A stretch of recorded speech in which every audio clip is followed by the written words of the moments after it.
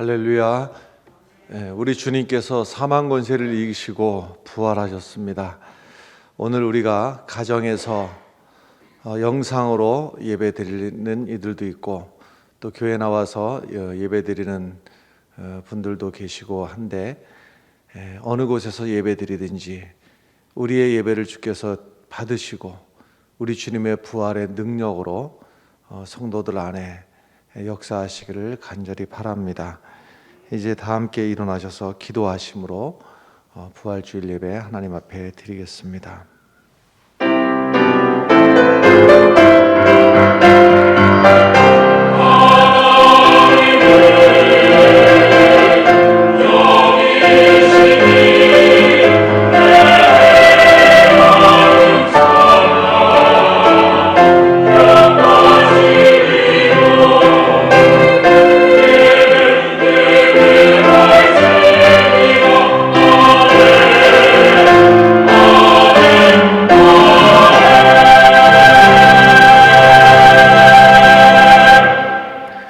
우리의 죄악을 짊어지시고 십자가에서 죽으시고 사흘 만에 우리 주님께서 부활하신 줄로 믿습니다.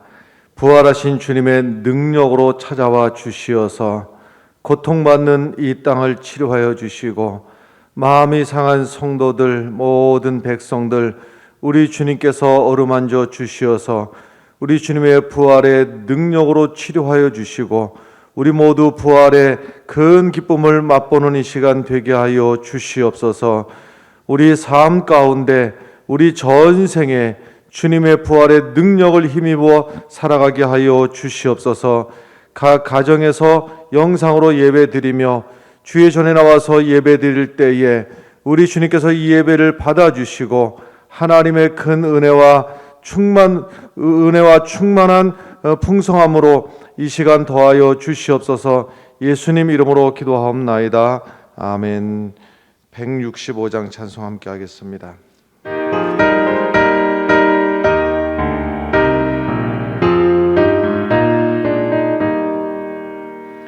주님께 영광, 다시 사신 주, 사망 권세 모두 이기시었네. 흰 옷 입은 천사 돌을 옮겼고 누우셨던 곳은 비어 있었네. 주님께 영광, 다시 사신 주, 사망 권세 모두 이기시었네. 부활의 주님 나타나시사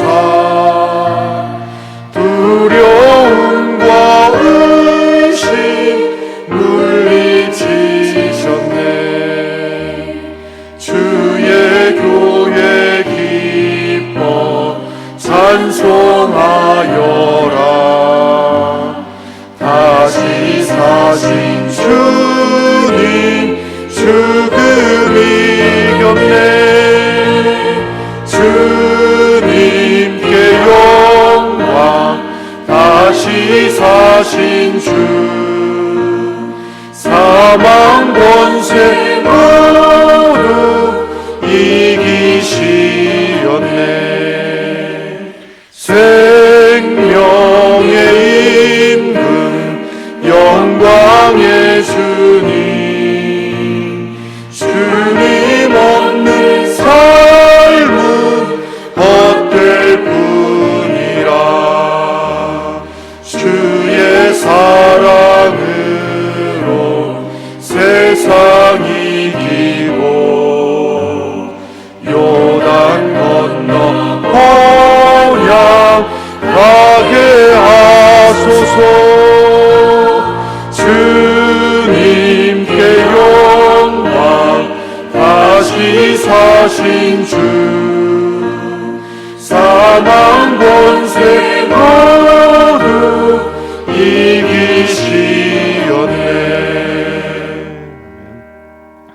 사도신경으로 우리 신앙을 고백하겠습니다. 나는 전능하신 아버지 하나님, 천지의 창조주를 믿습니다. 나는 그의 유일하신 아들, 우리 주 예수 그리스도를 믿습니다.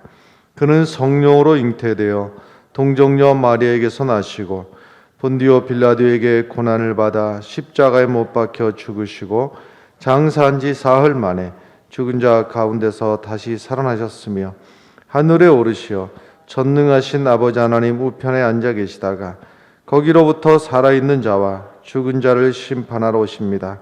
나는 성령을 믿으며 거룩한 공교회와 성도의 교제와 죄를 용서받는 것과 몸의 부활과 영생을 믿습니다. 아멘. 자리에 앉으셔서 오철지 장로님 대표로 기도하시겠습니다.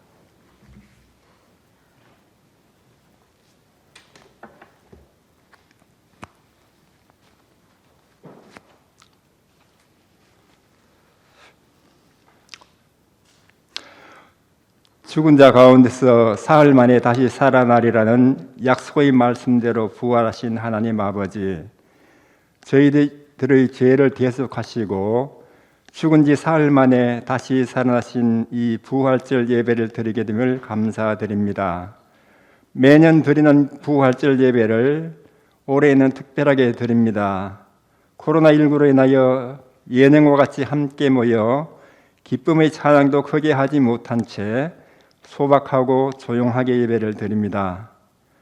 현장 예배와 가정에서 영상 예배를 동시에 드리오니 온 정성을 드리는 예배가 되게 하시며 모든 성도들에게 주님의 은혜를 더욱더 풍성하게 내려주시옵소서. 함께 모여 기쁨의 예배를 드리지 못하지만 조용히 찾아오시는 부활의 주님을 만난 큰 기쁨을 얻게 하시고 이 고난의 시간을 이길 수 있는 힘도 얻게 하여 주시옵소서. 천지를 창조하시고 죽은 자도 살리시는 주님께서는 인간의 이 질병도 다스리심을 믿습니다.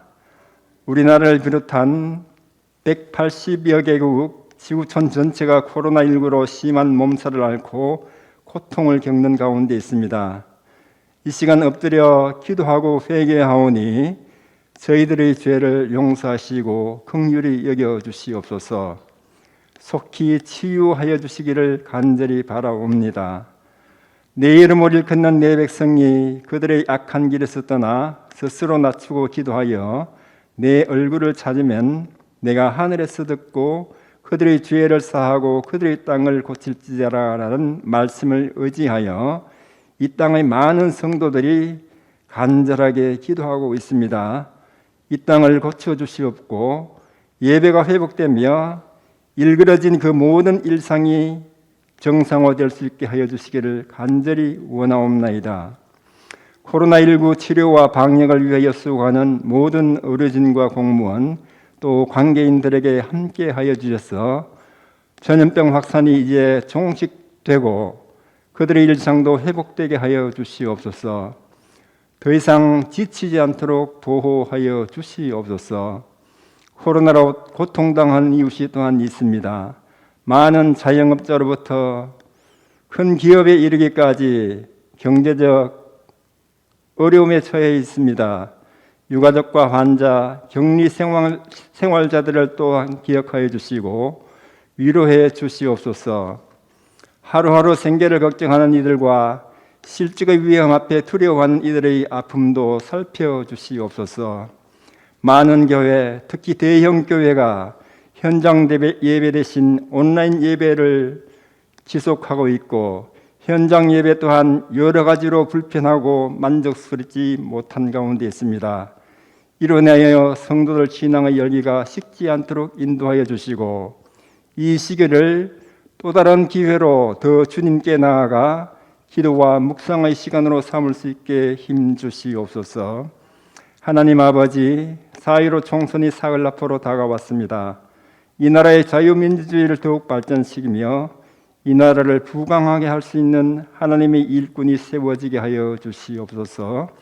말씀 전하시는 목사님을 붙들어 주시옵소서.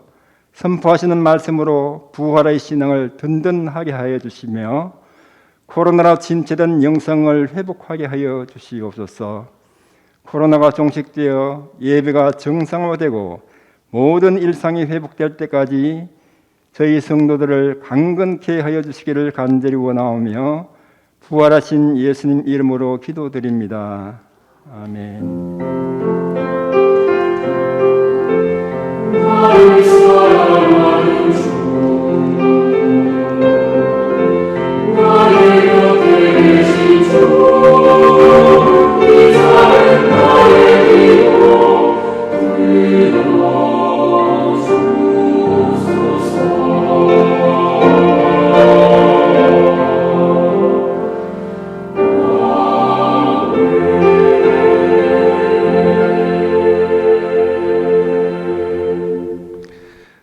십 장 찬송하면서 준비하신 예물 봉헌하시겠습니다.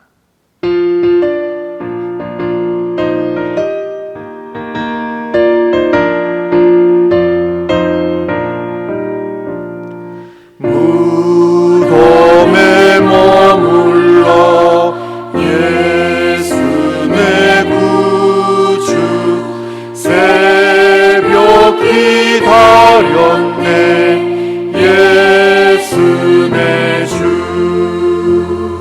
원수를 다 이기고 무덤에서 살아나셨네 어둠을 이기시고 나와서 성도와 함께 길이 다스리시네 사셨네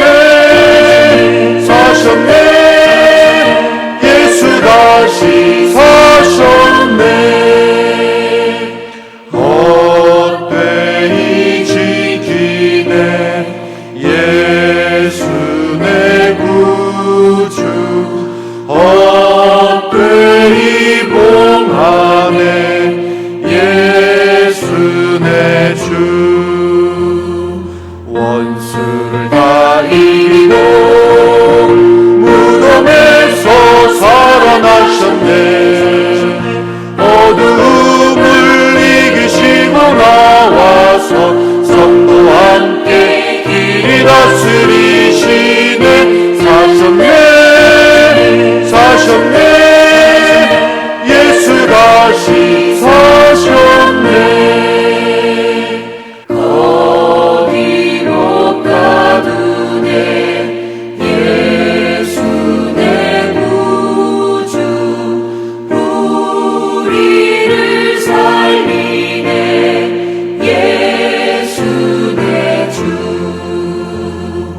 원수를 다 이기고 무덤에서 살아나셨네 어둠을 이기시고 나와서 성도와 함께 길이 다스리시네 사셨네 예수 다시 사셨네 하나님 앞에 드리는 이 예물을 받아 주시옵소서. 주님께서 나를 위해서 죽으시고 고난당하시고 무덤에서 사흘 만에 부활하신 것을 감사하며 기뻐하며 주 앞에 드리는 예물, 또한 이 어려운 가운데서도 주님께서 내게 주신 것을 감사하며 11조로 감사의 헌금으로 선교를 위해서 잊지 않고 주 앞에 드리는 이 예물들을 주님 받아주시고 바친 손길을 복되게 하여 주시오며 성도들의 가정마다 일터마다 거하는 곳마다 주께서 도와주심으로 애쓰고 수고한 것들의 아름다운 결실과 열매를 보게 하여 주시옵소서. 참으로 전 세계적으로 그리고 온 나라에 닥친 이 어려움을 주께서 기억하여 주시고 잘 이겨낼 수 있는 힘과 능력도 주님 허락하여 주시오며 도우시는 하나님의 손길을 체험하고 의지케 하여 주시옵소서. 아버지 하나님, 바라건대 이제 며칠 있으면 이 나라의 새로운 일꾼들을, 국회의원을 선출하는 이제 선거를 할 터인데 주께서 일할 만한 자를 택하여 주시고 온 백성들 기도하며 이제 한 표 한 표를 투표하고 이제 새로운 일꾼들을 선택할 터인데 하나님 앞에 두렵고 떨리는 마음으로, 백성들 앞에 두렵고 떨리는 마음으로 잘 섬길 수 있는 일꾼들을 주님께서 세워 주시옵소서. 아버지 하나님께서 흥에 제일 속해 있는 모든 성도들 가정들마다 기억하여 주시고, 어린 자녀들 하나까지도 머리털 하나도 상치 않도록 주께서 보호하시고 인도하여 주시옵소서. 주님 앞에 감사하며 예수님 이름으로 기도하옵나이다. 아멘.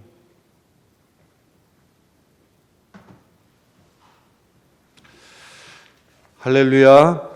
예, 반갑습니다. 몇 주간 교회에서 예배를, 주일도 예배를 드리지 못하고 있다가 참 이렇게 그 주일날 모여서 함께 예배를 드리지 못하니까 하나님 앞에 예배 드리지 못하는 것도 속상하고 괴롭고 하지만 성도님들 이렇게 배웠고 대하고 하는 일이 얼마나 소중한 일인지를 아주 몸서리치면서 끔찍하게 경험을 했습니다. 참 한 사람 한 사람이 얼마나 소중하고, 물론 거짓으로 한 것은 아니지만 이렇게 손을 마주 잡고 악수하고 했던 것이 그때는 또 반가운 마음으로 그렇게 인사를 한 건 사실이지만, 한번 만나고 얼굴 마주 대하고 손 한번 잡고 하는 일이 얼마나 소중한 일이었던가 하는 것도 깊이 생각하게 되었습니다. 우리 이 환난의 시기를 잘 지나고 나서 우리가 더더욱 하나님 앞에 예배드리는 일이 얼마나 소중한 일인지, 그리고 내게 이렇게 함께 신앙생활을 할 수 있도록 붙여주신 우리 교우들, 성도들이 얼마나 소중한 한 사람 한 사람인가를 우리가 잊지 말고 앞으로 남은 생애를 그렇게 아름답게 신앙생활을 해가야 되리라 믿습니다.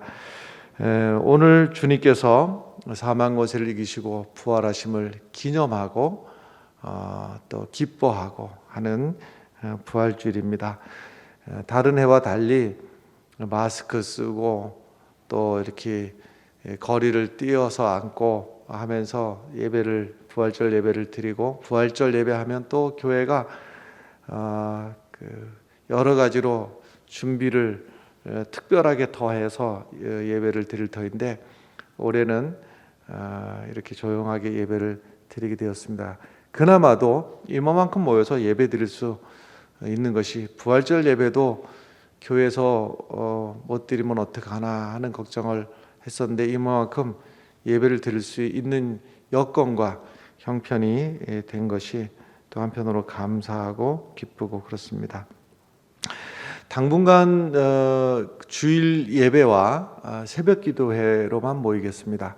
조금 더 주일을 봐가면서 그 다음에 수요일 예배와 저녁 기도회, 또 금요 기도회 이렇게 모이도록 하겠고, 제일 마지막으로 이제 회복해야 될 것은 이제 주일 오후 예배는 이제 마지막 단계로다가, 왜 그런가 하면 이제 식사도 지금 함께 공동으로다가는 나누는 것이 어려움이 있고, 그래서 주일 오후 예배는 제일 마지막 단계로 회복할 것이고, 단계적으로다가 이렇게 회복할 터인데, 아무쪼록 주께서 도와주셔서 이 사태가 속히 안정되고 진정되고, 또 학생들도 마음껏 학교로 가고 또 놀이터에서도 뛰놀고 이렇게 할 수 있는 날이 될 수 있도록 함께 기도하시면 좋겠습니다. 여러분, 특별히 지금은 우리가 특별히 기도해야 될 때인데 모이는 것이 어려움이 있으니 함께 모여서 기도하면 참 좋겠지만 지금 그럴 형편이 안 되니까 여러분 일부러 기억하시고 하루에 3번씩 나라와 가정과 교회를 위해서 잊지 마시고 꼭 기도를 해주시기를 부탁을 드리겠습니다. 오늘 강대상 꽃꽂이는 송성배 장로님께서 주셨고, 코로나 19 구호 물품이라고 해서 전국 여신도회에서 이것저것을 보내 오셨습니다. 그 내용물이 많고 적음의 문제보다도 서로 기억하고 우리가 함께 기도하고 있노라 하는 사랑의 표시로 생각을 하면 좋을 것 같습니다. 우리가 전국연합회, 지난번에는 남신도의 전국연합회에서도 손소독제와 뭐 기타 등등을 이렇게 보내주셔서 감사하게 잘 받았고, 또 이번엔 전국여신도회에서 보내주셨고, 또 우리도 또 다른 지역에서 또 더 어려움을 겪는 일이 발생했을 때 우리도 또 적극적으로 또 기억하고 함께 기도하고 사랑의 손길을 나누고 이렇게 하면 좋겠다 싶은 생각이 듭니다. 손형호 성도님과 황혜슬 집사님 이사하셨군요. 또 배소술 집사님은 사랑요양병원으로 입원하셨는데 교우들 이렇게 자주 배웠고 하지는 못하지만은 서로 관심 갖고 또 서로 안부를 물어주시고 하시면은 참 좋겠습니다. 이제 함께 일어나셔서 오늘 우리에게 주시는 하나님의 말씀 함께 받도록 하겠습니다. 창세기 17장 9절부터 19절까지 말씀입니다. 창세기 17장 9절부터 19절까지입니다. 하나님이 또 아브라함에게 이르시되 그런즉 너는 내 언약을 지키고 내 후손도 대대로 지키라. 너희 중 남자는 다 할례를 받으라. 이것이 나와 너희와 너희 후손 사이에 지킬 내 언약이니라. 너희는 포피를 베어라. 이것이 나와 너희 사이의 언약의 표징이니라. 너희는 대대로 모든 남자는 집에서 난 자나 또는 너희 자손이 아니라 이방 사람에게서 돈으로 산 자를 막론하고 난 지 8일 만에 할례를 받을 것이라. 너희 집에서 난 자든지 너희 돈으로 산 자든지 할례를 받아야 하리니 이에 내 언약이 너희 살에 있어 영원한 언약이 되려니와 할례를 받지 아니한 남자 곧 그 포피를 베지 아니한 자는 백성 중에서 끊어지리니 그가 내 언약을 배반하였음이니라. 하나님이 또 아브라함에게 이르시되 내 아내 사레는 이름을 사레라 하지 말고 사라라 하라. 내가 그에게 복을 주어 그가 내게 아들 낳아주게 하며 내가 그에게 복을 주어 그를 여러 민족의 어머니가 되게 하리니 민족의 여러 왕이 그에게서 나리라. 아브라함이 엎드려 웃으며 마음속으로 이르되 100세 된 사람이 어찌 자식을 낳을까? 사라는 90세니 어찌 출산하리고 하고 아브라함이 이에 하나님께 아뢰되 이스마엘이나 하나님 앞에 살기를 원하나이다. 하나님이 이르시되 아니라 내 아내 사라가 내게 아들을 낳으리니 너는 그 이름을 이삭이라 하라. 내가 그와 내 언약을 세우리니 그의 후손에게 영원한 언약이 되리라. 아멘.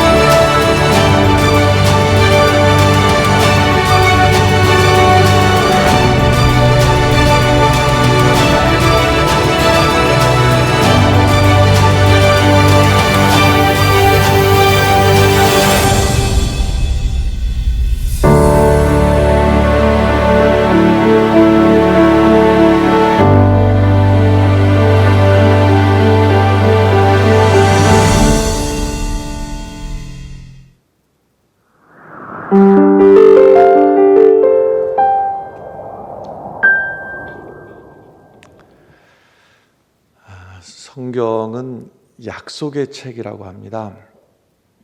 그래서 크게는 구약 또 신약. 그러니까 구약은 오래된 약속, 신약은 새로운 약속. 그래서 성경은 구약과 신약으로 나눠져 있는데, 그래서 구약은 오래된 약속, 하나님께서 장차 이루실 것을, 앞으로 이루어질 것을 약속한 책이 구약이고, 신약은 그 하나님의 약속이 이루어진 것을 우리에게 알려주고 있는 책이 신약입니다. 그래서 하나님을 믿는다고 하는 것은 하나님의 약속을 믿는다고 하는 것입니다. 하나님의 말씀이 약속의 말씀이고, 우리가 하나님을 믿는다 하는 것은 하나님의 약속을 믿는다고 하는 것이에요. 하나님의 약속을 믿는다고 하는 것은 그 하나님의 인격을 믿는다고 하는 것이죠. 하나님 자신을 믿는다고 하는 것인데, 그러면 하나님을 믿는다고 하는 이 말이 하나님의 말을 믿는다고 하는 거예요. 하나님의 약속을 믿고 하나님의 말을 믿는다고 하는 것인데, 하나님께서 우리를 사랑하시고 우리를 향해서 약속하신 그 약속을 믿은 사람들의 이야기가 성경에는 많이 나옵니다. 그래서 히브리서 11장에 보면 믿음의 사람들의 이야기가 여러 사람이 나오는데, 이 사람들의 공통점이 무엇인가 하면 하나님의 약속을 믿은 거예요. 하나님의 그 말이 약속대로 이루어질 것을 믿은 사람들입니다. 그 많은 사람들 가운데서 특별히 그 하나님의 말씀을 믿고 하나님의 약속대로 이루어질 것을 믿고 살았던 대표적인 사람이 아브라함이라고 하는 사람입니다. 본래 이름은 아브라함인데요. 이 아브라함에게 하나님이 어느 날 일방적으로 나타나셨습니다. 아브라함이 하나님이 계신 줄을 알았던 것도 아니고, 하나님을 만나자고 했던 것도 아니고, 하나님이 계신 줄도 몰랐는데 하나님께서 아브라함에게 일방적으로 나타나셔가지고 하시는 말씀이, 너는 갈대아 우르를 떠나라. 내가 너에게 복을 줄 터인데 너로 복의 근원을 삼겠다. 너로 복 자체를 삼겠다. 너를 축복하는 자를 내가 축복하고 너를 저주하는 자를 내가 저주하겠다. 너는 내가 지시하는 땅으로 가라. 이렇게 말씀을 하셨습니다. 그래서 아브라함이 자기가 살던 곳을 떠나서 가나안이라고 하는 새로운 땅으로다가 이제 떠나게 되는데, 그런데 하나님의 약속을 믿고 간 그 땅이 그렇게 좋은 땅이 아니었습니다. 기근이 들어가지고 먹고 살 수가 없는 지경이 되었어요. 그러니까 아브라함이 처음부터 대단한 믿음의 사람이 아니었거든요. 그러니까 하나님의 뜻하고는 상관도 없이 그냥 자기 마음대로 애굽으로다가 이집트로다가 덜커덕 좀 먹고 살겠다고 자기 마음대로 또 이제 옮겼습니다. 근데 거기 가서 더 큰 어려움을 만나게 되죠. 더 큰 어려움이 무엇인가 하면 아내를 뺏기게 생긴 겁니다. 아내가 너무 이뻤기 때문에 문제예요. 아내가 이뻐서도 문제인가 봐요. 그러니까 이 이집트 사람들이 볼 때 아브라함의 아내 사레가 무척 이쁜 겁니다. 그래갖고 그 나라의 왕이 그 아내를 뺏으려고 하니까 아브라함의 생각에 내가 남편이라고 하면 나를 죽이고 이 아내를 뺏어갈 것 같으니까 둘이서 미리 부부가 말을 맞추기를, 우리 부부라고 하지 말고, 결혼했다고 하지 말고 나는 오라버니라고 그러고 동생이라고 하고 이렇게 하자. 그래가지고서는 그 이집트 왕이 그 아브라함의 아내를 데려가 버렸어요. 세상에 우리가 생각할 때 아브라함 하면 믿음의 조상, 대단하게 여기지요. 그런데 아브라함도 이런 연약한 부분이 있었던 거예요. 자기 살자고 자기 아내를 갖다가 남한테 주고 말았어요. 사실 저는 이런 부분을 보면 참 반가워요. 참 반가운 것이 여기 성경에 등장하는 사람들이 다 완벽한 사람들만 등장을 하면 아이고 나 같은 사람은 어떻게 신앙생활하나, 나같이 비겁하고 나약하고 못난 사람은 어찌하나 할 터인데, 그러니까 아브라함도 나처럼 비겁하고 나처럼 나약하고 연약하고 이런 때가 있었구나, 이런 생각을 하면 위로가 돼요. 아브라함을 하나님께서 그 연약한 아브라함도 복을 주시고 믿음의 사람으로 세워주셨으면 나같이 연약하고 부족한 사람도 하나님께서 믿음으로 세워주시고 복을 주실 수가 있겠구나, 이런 생각을 하면 사실 위로가 되기도 하고 그렇습니다. 그러니까 이제 이런 장면을 보면 나는 비록 약하나 주 예수는 강하다, 이런 찬송이 있듯이 아브라함이 약하지만 아브라함의 배후가 되시는 하나님이 강하시고 그 하나님을 믿고 의지하기만 하면 우리에게 살 길이 열리더라. 할렐루야. 그래서 우리도 나는 비록 약하지만 내가 믿는 하나님은 강하시고 내가 믿고 의지하는 주님께서 능력이 있으시니 나는 약하지만 주님을 믿고 의지하면 승리하게 되리라 믿습니다. 그런데 이렇게 바로가, 이집트 왕이죠, 바로가 그 아브라함의 아내를 데리고 가서 이제 첫날 밤을 치르려고 하는 거예요. 큰일 난 거죠. 이게 보통 일이 아닌 것이죠. 그런데 하나님께서 그 밤에 바로에게 나타나셔가지고 바로를 엄청 이렇게 무섭게 징벌을 하시는 거예요. 그러니까 깜짝 바로가 놀래가지고서는 아브라함에게 그 아내를 돌려주면서 이제 막 따지는 거죠. 아니, 내가 나와 무슨 원수가 져서 나를 망하게 하려고 이렇게 누이라고 속여가지고서는 내가 죄를 지을 뻔하지 않았느냐 하고서는 막 따지면서도 아무 일 없이 그 아내를 다시 돌려주고, 아내만 돌려줄 뿐만이 아니라 바로가요 엄청난 그 재물까지 아브라함에게 줘가지고, 그러니까 큰일 날 뻔한 이 지경에서 아브라함이 엄청 많은 재물, 당시로서 그 재물 중에서 대표적인 것은 가축이거든요. 가축. 그래서 수많은 가축을 줘가지고 그 많은 물질을 가지고서는 이제 이집트에서 다시 가나안으로 돌아오게 되었어요. 근데 가나안으로 돌아와가지고서는 이집트 내려갈 때는 먹고 살 길이 없어가지고 이집트를 갔는데, 이집트 가서 이런 기가 막힌 일을 겪으면서 어찌어찌 해가지고 엄청 재물을 많이 얻어가지고서는 돌아오게 됐으니까 이제 거지가 부자가 된 거예요. 아주 거지 같은 인생이 엄청 부자가 됐어요. 그럼 부자가 됐으면은 모든 게 다 해결되었는가? 아니더라는 거예요. 오히려 재물이 많으니까 여기서 물질 때문에 오히려 시험을 당하게 되는데, 조카가 있었거든요.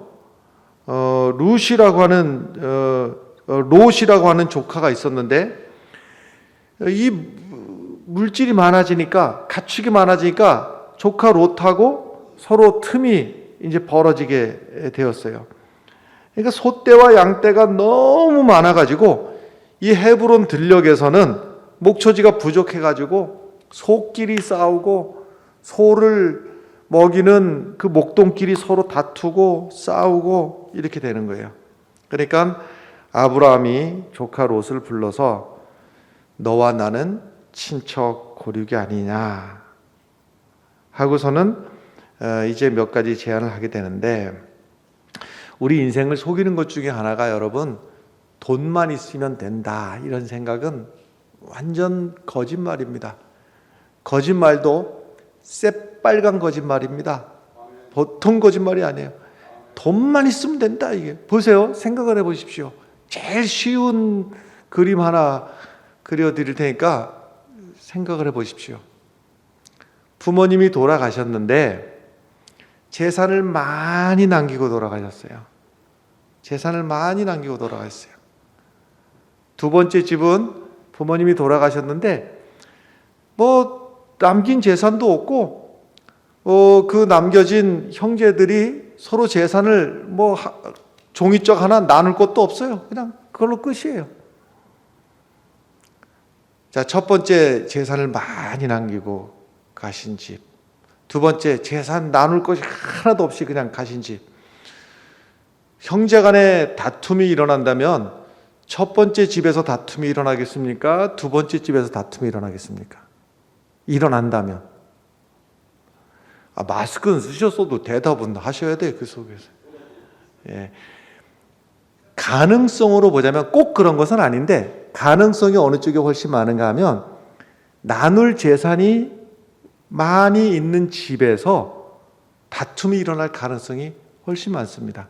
대체적으로 보면 부모님이 돌아가셨는데 자손들에게 남겨두는 것 재물 하나도 없이 돌아가신 그 집의 형제들은요, 대체적으로 안 싸웁니다. 안 싸울 뿐만이 아니라 형제 간에 소중한 줄 알고 어려운 일 있으면 서로 돌아보아 주기도 하고 돕기도 하고 관심도 갖고 양쪽 집안에 서로 왕래도 해가고 이렇게 살아가요. 그런데 뭐 많은 재산을 남겨둔 집에서도 형제 간의 우애가 좋을 수는 있으나 많은 경우에는 서로 다툼이 생겨요. 똑같이 재산을 나누잖아요. 똑같이 나누면 똑같이 나눈 것 때문에 둘 다 불만을 갖습니다. 어떤 논리로든지 간에 내가 더 가져야 돼요. 근데 이것이 똑같이 나누어도 분쟁이 생길 뿐만이 아니라 이게 똑같지 않을 수가 있지 않습니까? 똑같지 않을 수가 있어요. 첫째는 이 앞에 있는 논 그거를 갖고, 둘째는 저 뒤에 있는 밭을 갖고 이렇게 했단 말이에요.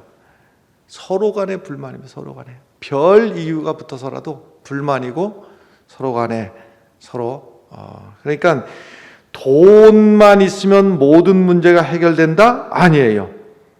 하나님을 만나기 전까지는 돈 때문에 저주가 임하고 돈 때문에 미움이 생기고 돈 때문에 싸움이 생기고 돈 때문에 시기가 생기고 그렇습니다. 돈만 있으면 되는 게 아니라 돈 때문에 원수가 되고 돈 때문에 싸움이 생기고 돈 때문에 미워하고 오히려 그래서 여러분 재물이 사람의 마음을 오히려 갈라놓습니다. 그래서 돈만 있으면 된다? 아니에요. 돈만 있으면 되는 것이 아니라 하나님만 있으면 되는 거예요, 여러분.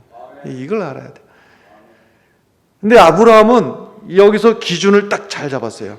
너와 나는 이 조카 롯하고 너와 나는 친척 고륙인데 네 아픔이 내 아픔이고 내 손해가 너의 손해고 우리가 싸울 관계가 아니다.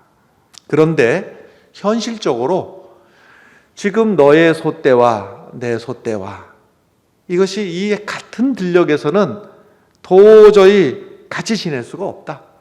절대적으로 목초지가 부족하니 우리가 서로 나뉘어 살자. 다만 네가 우하면 내가 좌하고 네가 좌하면 내가 우하리라. 네가 먼저 어느 쪽을 선택하면 내가 나머지를 하겠다. 아브라함이 참 세상적으로 보면은 손해보는 거래를 한 것이고 그러나 참 믿음의 사람답게 한 거예요. 내 유익을 먼저 주장하면 분쟁이 생기고 다툼이 생기는데 조카에게 먼저 네가 먼저 선택을 해라 그랬습니다. 그랬더니만은 조카 롯이 보니까 이 앞에 들녘이 눈앞에 쫙 펼쳐지는데 와, 저쪽 가면 소 먹이기가 참 좋겠는 거예요. 그래서 그쪽을 덥석 결정을 합니다. 그러니까 그것을 결정한 이유가 소 먹이기가 좋았던 거예요. 여러분, 우리가 인생의 문제를 결정한 데 있어가지고 소먹이 때문에 말이에요.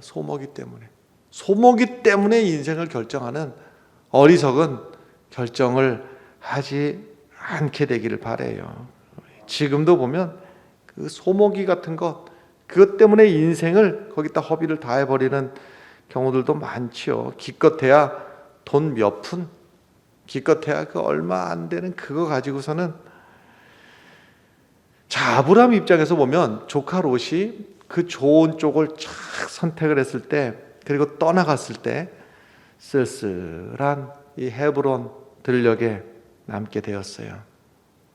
그 쓸쓸한 아브라함에게 하나님께서 오셔서 또 약속을 해주셨습니다. 그러니까 첫 번째 약속이, 처음 만났을 때 약속이, 네가 본토 친척 아버지 집을 떠나서 내가 내게 지시하는 땅으로 가면 내가 너에게 복을 줄 것이고, 너를 축복하는 자를 내가 축복하고 내가 너를 저주하는 자를 내가 저주하리라. 이것이 첫 번째 약속이었잖아요.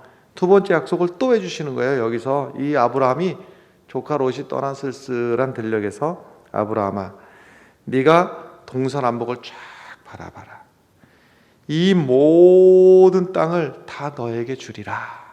이렇게 약속을 하셨어요.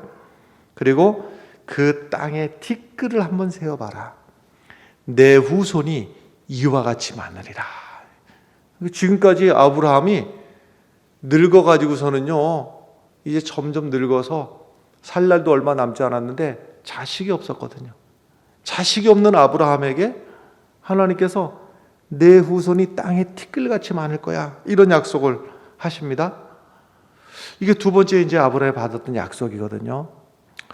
근데 이쯤에 조카 롯이 저쪽에 있는 네 나라가, 북쪽에 거대한 네 나라가 힘을 합쳐가지고 전쟁을 하던 중에 조카 롯이 잡혀갔다는 얘기를 들었어요. 이 일에 아브라함이 집에서 기르던 318명의 병사를 데리고 아브라함이 쫓아가가지고 네 나라가 연합을 해가지고서는 전쟁을 하고 있는 그곳에 밤에 급습을 해가지고 조카 롯을 데리고 오게 돼요. 조카 롯을 데리고 오면서 거기서 조카 롯만 데리고 오는 것이 아니라 포로로 잡혀갔던 사람들도 다 데리고 오고, 그리고 재물도 뺏어갔던 걸 다 뺏어갖고 이제 돌아오게 되는데, 그러다 보니까 소돔 왕이, 이건 이제 뺏겼던 왕이에요. 소돔 왕이 나와서 기다리고 있다가 영접하면서 말해요. 그 사람들은 본래 우리 사람들이니까 돌려주고, 근데 그 재물은 다 아브라함 보고 가지라고. 그럴 때 아브라함이 거절합니다. 내가 잘 살게 된 것이 당신이 내게 인심을 써가지고 잘 살게 된 것으로 나는 그렇게 보여주고 싶지 않다. 내가 잘 사는 이유는 하나님께서 내게 복을 주셔서 내가 잘 산다 소리 듣고 싶지, 네 덕에 잘 산다 소리 듣고 싶지가 않다. 그래서 그것도 다 돌려주고 이제 혼자 또 다시 쓸쓸히 집으로 돌아왔는데, 그 밤에 어쩌면 조금 전에 가가지고 내 연합국이 전쟁하는데 급습을 해가지고 조카 롯을 데리고 왔는데, 반대로다가 이제는 저쪽이 네 나라가 연합을 해가지고 아브라함을 죽이러 올지 모른다는 불안한 마음이 딱 있었거든요. 그때 하나님이 아브라함을 또 찾아오셔가지고 세 번째 약속을 또 해주시는 거예요. 아브라함아, 나는 너의 군대요, 너의 지극히 큰 상급이다. 내가 너를 지켜준다는 거예요. 내가 너를 지켜주겠다. 그러면서 하시는 말씀이, 아브라함아, 저 하늘의 별을 봐봐봐. 저 하늘의 수많은 별들 셀 수 있나 봐라. 내가 말이야, 내 후손이 저 하늘의 별처럼 많게 해줄 거야. 그러니까는 아브라함이, 하나님, 나는 이 다 늙어가지고 아직 자식이 한 명도 없는데 그냥 내 집에서 종살이 하고 있는 저 엘리에셀이라고 하는 저 친구나 내 후손으로 삼겠습니다. 아니야, 네 몸에서 아이가 날 거야 하고 약속을 해주시는 거예요. 그러니까 당시에 풍습을 따라 가지고서는 그 아내하고 상의를 해가지고 이제 아브라함의 아내는 나이가 많아가지고 아이를 도저히 낳을 수가 없는 상황이니까 젊은 여자를 여종 하가를 취해서 첩으로 들여가지고 거기서 이스마엘이라고 하는 아들을 낳았어요. 늙어가지고 첩으로 들이긴 했지만은 그 아이를 낳았으니까 얼마나 이쁘고, 그래서 두 부부가 아주 그냥 참 그 어린 것 쳐다보면서 그냥 기쁘게 이렇게 생활을 했어요. 13년이 지났어요, 그렇게를. 그럴 때 하나님이 또 나타나셔가지고 하나님 말씀해 주시는 거예요. 또 약속해 주시는 거예요. 나는 전능한 하나님이라. 내가 준 그 이스마엘 그것으로 즐거워하고 그것이 전부인 줄 아느냐? 아니야. 내가 말이야 너를 열국의 아비가 되게 해줄 거야. 그래서 너 이름을 바꿔야 되겠다.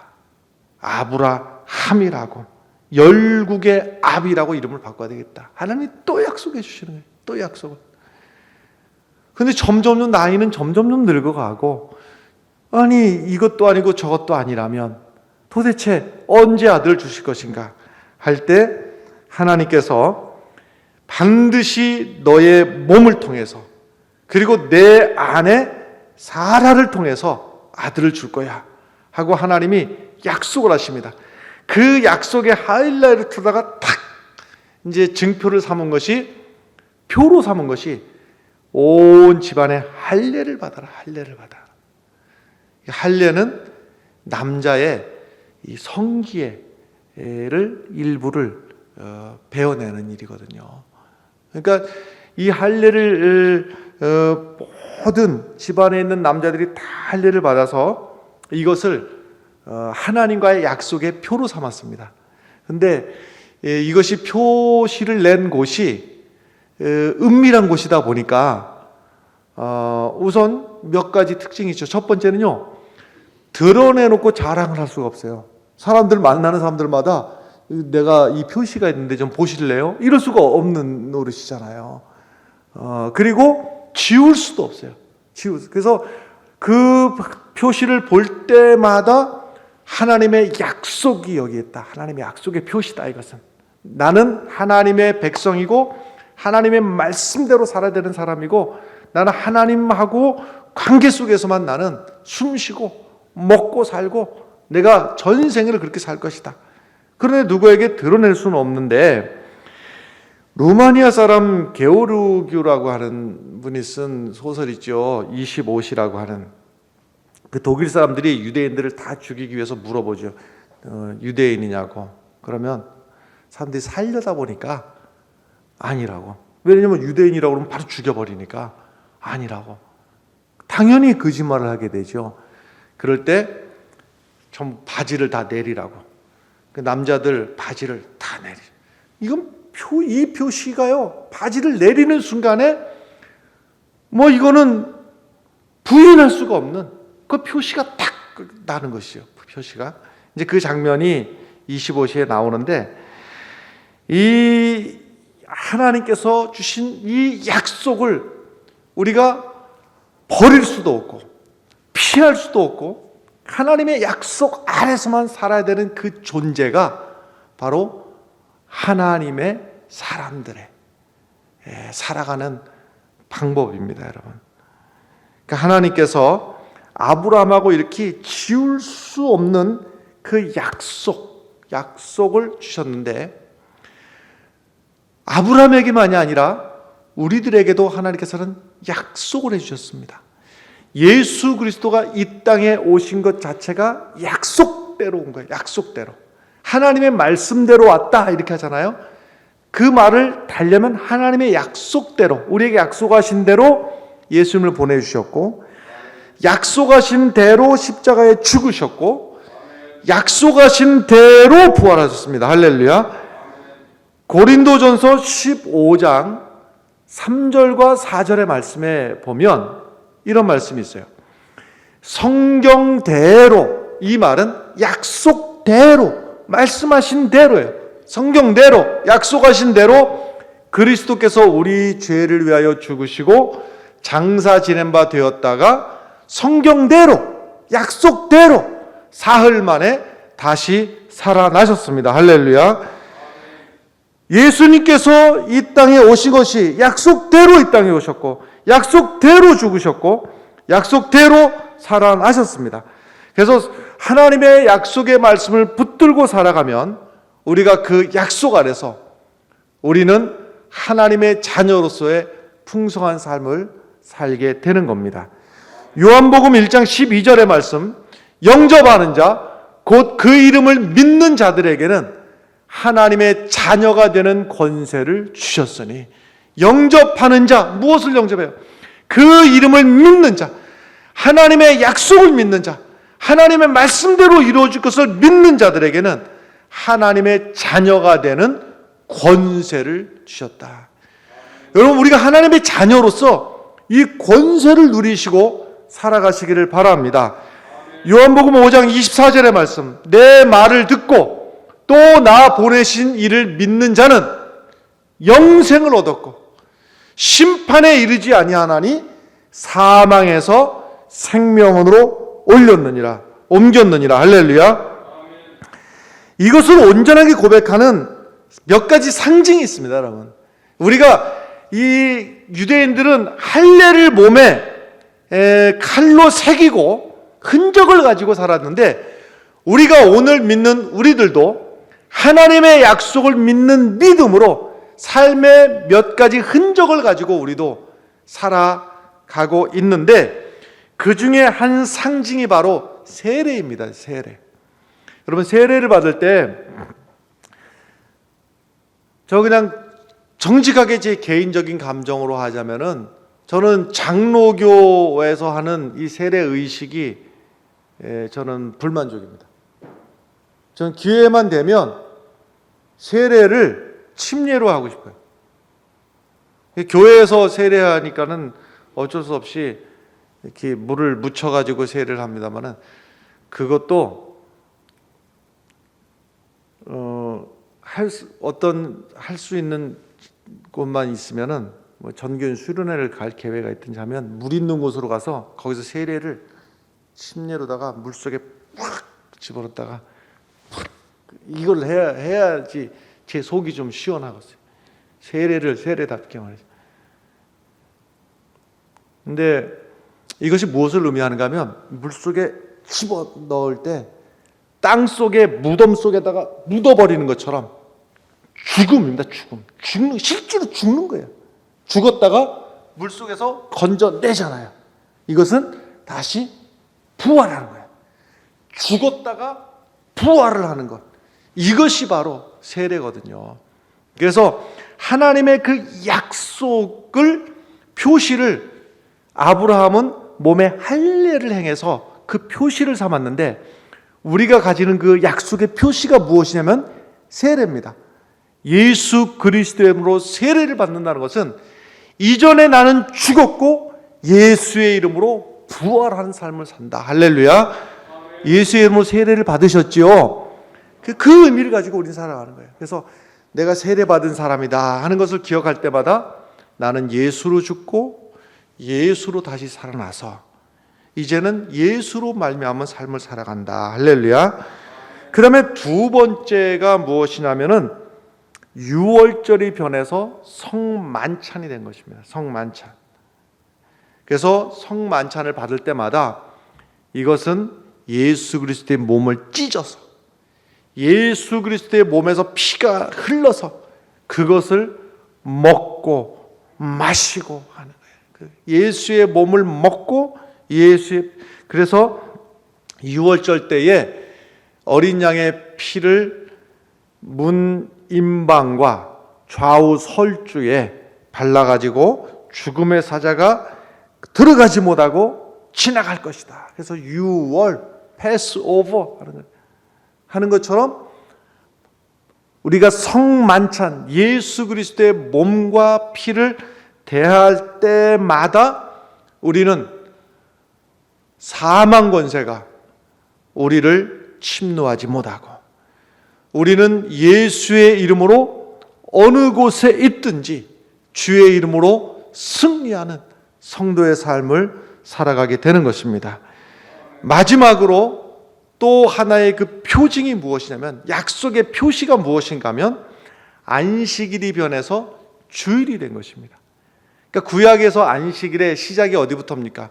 하나님이 엿새 동안에 우주를 창조하시고 일곱째 날 쉬셨다. 일곱째 날 쉬셨다.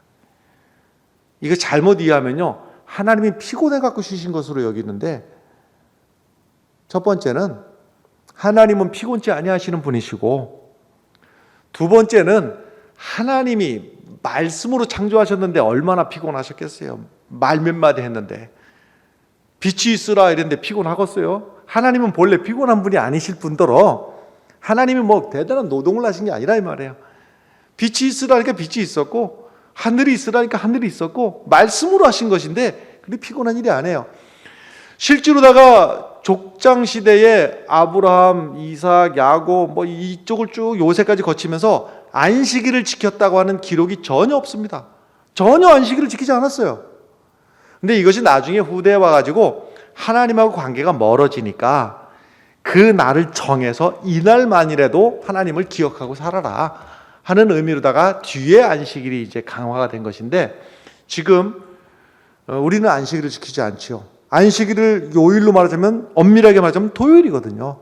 우리는 토요일날 안식일 지키지 않죠. 대신에 우리는 일요일날 뭘 지킵니까? 주일을 기억하고 주일을 지키죠. 근데 이 주일을 지킬 때마다 이 표시예요. 무슨 표시냐면, 안식일은 쉬는 것이 포인트예요. 쉬는 것이. 근데 주일은 쉬는 게 포인트가 아닙니다. 안식일과 주일을 막 섞어서 설교를 하고 섞어서 설명을 하고 생각을 하고 하니까는 헛갈리는 것인데, 주일은 쉬는 날이 아닙니다, 여러분. 뭐 하는 날이냐면 주님의 부활을 기뻐하며 기념하는 날입니다. 할렐루야. 그래서 오늘 부활주일입니다만은 부활절 날만 주님의 부활을 기뻐하는 것이 아니라 매번 주일 때마다 우리는 무엇을 다시 기억을 해내는 것인가 하면 주님의 부활을 기념하는 거예요. 주님의 부활을 기억하고 다시 기뻐하고 다시 기념하고 다시 감사하고. 할렐루야. 에베소서 1장 18절의 말씀, 너희 마음의 눈을 밝히사 그의 부르심의 소망이 무엇이며 성도 안에서 그 기업의 영광의 풍성함이 무엇이며 그랬어요. 마음의 눈을 밝혀서 성도 안에서 그 기업의 영광의 풍성함이 무엇인지를, 계속해서 에베소 1장 19절, 그의 힘의 위력으로 역사하심을 따라 믿는 우리에게 베푸신 능력의 지극히 크심이 어떠한 것을 너희로 알게 하시기를 구하노라 그랬습니다. 우리가 깨닫는 은혜가 있어야 되는데 한 가지만 묻겠습니다. 여러분, 우리 삶 가운데서 그 부활의 능력, 부활의 기쁨, 부활의 은혜가 충만하십니까, 여러분? 그러면은 참 좋겠어요. 매 순간마다 부활의 그 능력이 내 안에 능력으로 임하고. 근데 어떤 분은 그럴 수도 있고 어떤 분은 안 그럴 수도 있는데, 문제는 왜 안 그러느냐? 그 부활의 능력이, 주님은 부활하셨다는데 나는 맨날 나오느니 한숨뿐이고 낙심하고 탄식하고 이 부활과는 상관이 없는 삶을 살아가는데 왜 그러는가? 왜 그러는가? 죽은 적이 없으니 부활이 뭔지도 모르는 거예요. 죽은 적이 없으니, 십자가를 진 적이 없으니 부활에 이르지도 못하더라 이 말이에요. 무슨 말씀인가 하면, 내가 죽어서 예수로 살아나는 것이 부활입니다, 여러분. 내가 예수 안에서 내가 죽어야 돼요. 사도 바울도 나는 날마다 죽노라, 정과 욕심을 십자가에 못 박았다. 여러분, 여기부터가 부활의 시작입니다. 여러분, 먼저 이 부활의 아침에 먼저 죽는 일부터 먼저 잘 합시다, 여러분. 내 성질을 죽여야 되고, 내 자존심을 죽여야 되고, 내 혈과 욕심과 내 육신의 욕심들을 예수의 이름으로 죽여서 정과 욕심을 십자가에 못 박아서 죽는 자리에서부터가 부활을 체험하게 되는 거예요. 제가 돌리지 않고 직설적으로 말씀을 드리면 우리 흥해제일교회가 제일 필요한 게 뭐냐? 뭐 어디부터 무엇을 해야 되느냐? 죽어야 됩니다. 죽는 일부터 해야 됩니다. 우리 한국교회에 너무나 필요한 게 있어요. 우리 흥해제일교회뿐만 아니라 한국교회가 지금 해야 될 일이 있어요. 죽는 일부터 해야 돼요. 목사부터 죽어야 돼. 목사부터. 나를 십자가 아래 묻어놓고 죽일 생각을 해야 돼요.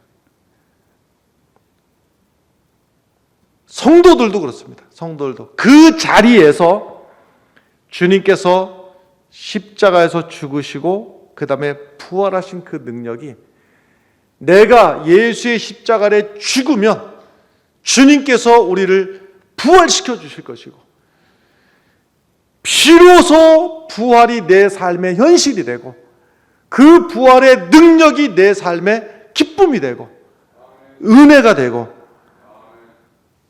여러분 부활하신 주님의 능력이 우리 삶의 곳곳마다 성도들 가정들마다 한 사람 한 사람마다 현실적으로 그 부활이 체험되어지기를 주의 이름으로 간절히 축원합니다. 기도하겠습니다.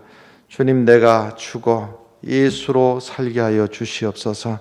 예수님 이름으로 기도하옵나이다. 아멘. 함께 일어나셔서 171장 찬송하겠습니다.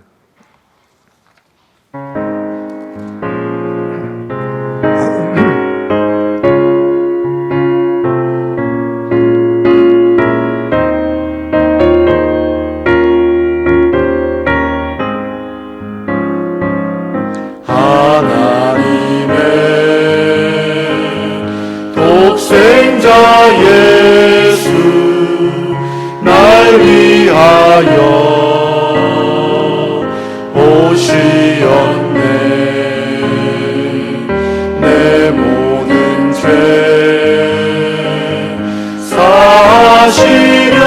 사시려고 십자가 지셨으나 다시 사셨네. 살아계신 주 나의 참된 소망 두려움이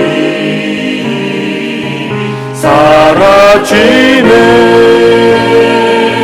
사랑의 주에 갈빛 노함이 내 모든 삶의 기쁨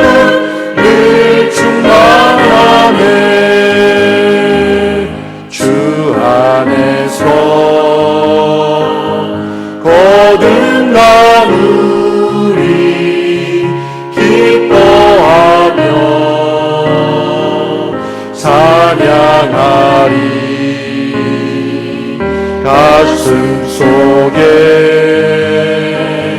넘치는 확신 우리의 가는 길에 소망 넘치네. 아멘. 살아계신 주 나의 참된 소망 두려움이 사라지네. 사랑의 주에 갈빛 노함이 내 모든 삶의 기쁨 늘 충만하네. 선한 싸움 다 마친 후에 우리 주님 배우리라. 사망 권세 다 물리치고 주님이 다스리니 영광 넘치니 살아계신 주 살아계신 주 나의 참된 소망 두려움이 사라지네. 사랑의 주님 갈길 인도하리. 내 모든 삶의 기쁨 늘 충만하네. 이제는 사망 권세를 이기시고 부활하신 예수 그리스도의 은혜와 하나님 아버지의 크신 사랑과 성령님의 역사하심이 하나님 앞에 예배드리는 모든 성도들 머리 위에, 가정에서 영상으로 예배드리는 모든 성도들 머리 위에 이제로부터 영원토록 함께 하시기를 간절히 축원하옵나이다. 아멘.